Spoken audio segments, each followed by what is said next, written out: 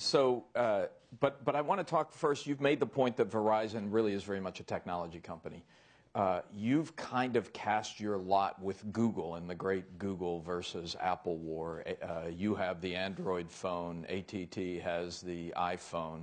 I realize it's just the early stages and a lot's going to happen from here on out. But are you on the right side of that battle? Well, so far, if you look at the results, I would think you would say we're doing okay. But here's the way I would look at that. I think we're on the right side of the network argument as opposed to Google or... Right now, the hand we were dealt is to develop our business. So let me just clarify this real quickly. So Verizon runs its wireless business on a technology standard that it's called CDMA. So it's a different standard than the one that AT&T runs, GSM. So Apple decided to build its first device on a GSM standard because that's a more accepted global standard. I mean, our view over time is that as the devices come to a common architecture, we would be eligible for Apple to consider putting their devices on our network. It's their shot, their call.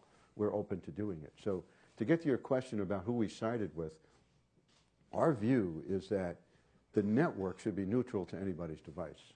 And we want to carry anybody's device.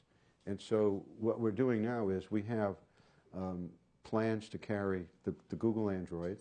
We're carrying the Microsoft Windows. Nokia and Siemens are developing another standard. And eventually our view is we'll get to carry the Apple standard when Apple's ready to make that decision. Do you have any idea when that'll be? No, but you know, the newspapers, the Journal reported that, you know, that Apple's looking at that.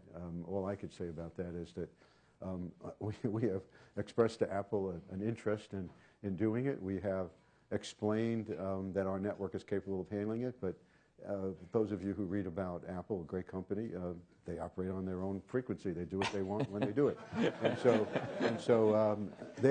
But on balance, they're good for the industry.